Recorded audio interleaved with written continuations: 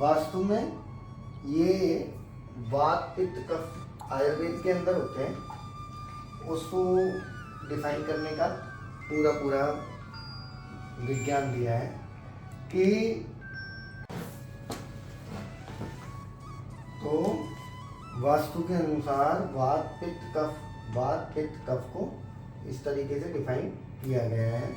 ऐसे ही अब वात में कौन कौन सी दिशाएं आएंगी हमारी, साउथ वेस्ट से लेके नॉर्थ वेस्ट तक की, और कफ में कौन कौन सी आएंगी, नॉर्थ वेस्ट से लेके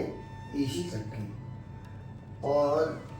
आपके पित्त में कौन कौन सी आ रही है, ईस्ट साउथ ईस्ट से लेके साउथ वेस्ट तक की। जब भी वात से संबंधित इन दिशाओं में कोई भी दोष होगा तो क्या क्या दिक्कतें आ सकती हैं, हार्ट से रिलेटेड और लंग्स से रिलेटेड, बड़ी आंत से रिलेटेड और छोटी आंत से रिलेटेड। क्लियर? तो अभी अगर हम देखें कफ से रिलेटेड अगर जो कोई प्रॉब्लम आ रही है तो जो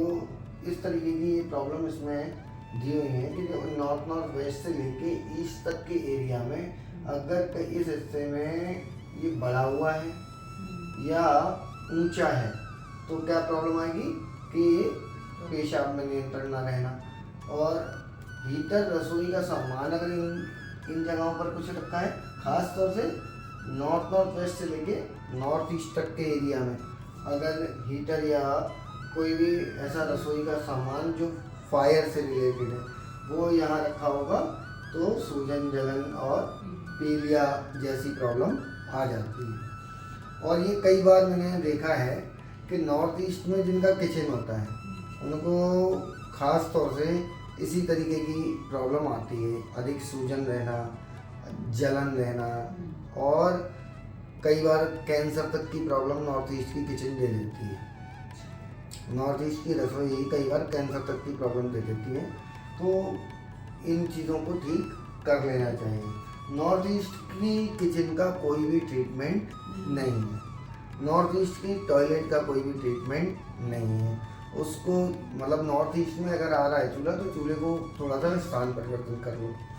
बाकी दूसरी जगह पर तो ट्रीटमेंट भी हो जाएगा, एयर एलिमेंट डाल देंगे वो ट्रीटमेंट हो जाएगा, लेकिन नॉर्थ ईस्ट में ट्रीटमेंट नहीं हो सकता। नॉर्थ ईस्ट में इन्वर्टर आने से भी कैंसर तक की प्रॉब्लम देखी गई है और ये कई नक्शों पर देखी है। और अगर जो है यहाँ इस एरिया में स्टोर कोई आ जाता है तो क्या कि स्टोन से रिलेटेड, गुर्दे में पथरी से रिलेटेड दिक्कत आ जाती है। अगर इस एरिया में बिजली का सामान कहीं रखेंगे, खास तौर से आप ये वाटर एलिमेंट के एरिया लीजिएगा, नॉर्थ वेस्ट से नॉर्थ ईस्ट तक का जो एरिया है, इवन ईस्ट नॉर्थ ईस्ट तक के एरिया को हम जो है इसमें ले सकते हैं। तो अगर कोई बिजली का सामान या इन्वर्टर खास तौर नॉर्थ ईस्ट का जो इन्वर्टर है वो बहुत ज़्यादा घातक है। बाकी जगहों पर ट्रीटमेंट भी किया जा सकता है, मगर कोशिश ये करिए कि जो सामान गलत रखा है उसको वहाँ से पहले हटा दिया जाए। अगर हटाने का कोई साधन न मिले तब रेमेडीज को प्रयोग किया जाता है, क्योंकि कई बार क्या होता है रेमेडी करने के बाद भी रिजल्ट नहीं आते, और जब रेमेडी करने के बाद रिजल्ट नहीं आ रहे तो उसको बैलेंस करने के लिए आपको वो चीज़ वहाँ से हटा देनी चाहिए। क्योंकि कई बार क्या होता है हमने उपाय कराए,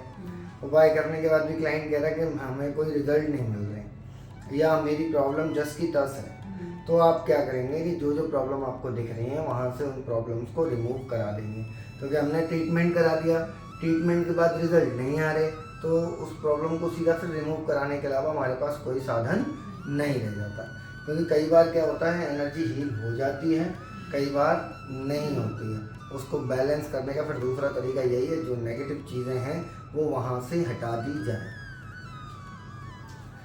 और अगर छत पर पानी की टंकी हो, कहाँ पर, नॉर्थ वेस्ट से लेके और ईस्ट तक, तो क्या होगा, जो बॉडी में वाटर पानी भरने जैसी संभावनाएं बढ़ जाएंगी। ठीक है, बेवजह का टेंशन तनाव बढ़ेगा, लालच बढ़ जाएगा। और अगर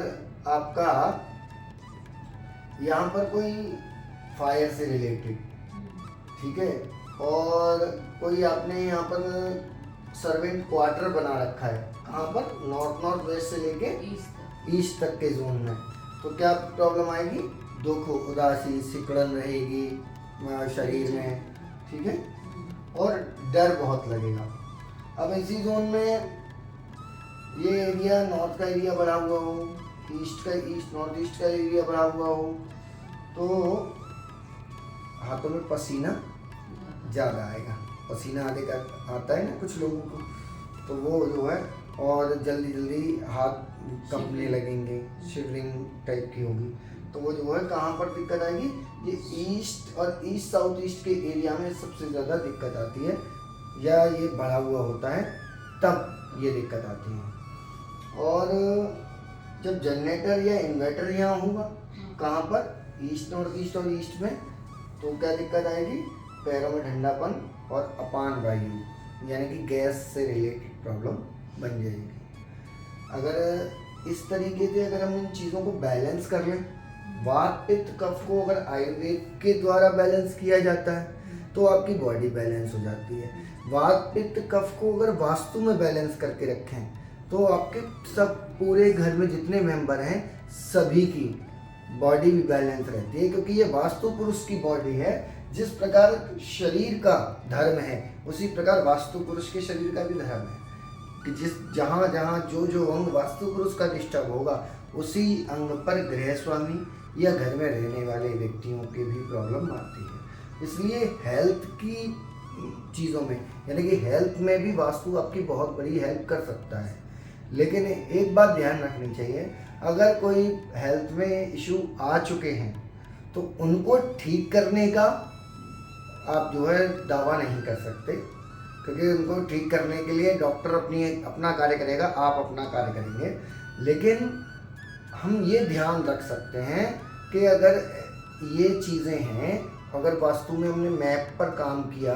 और इसको बैलेंस कर लिया तो ये बीमारियां भी नहीं आएंगी। ठीक है जी, ओके, जय श्री कृष्णा।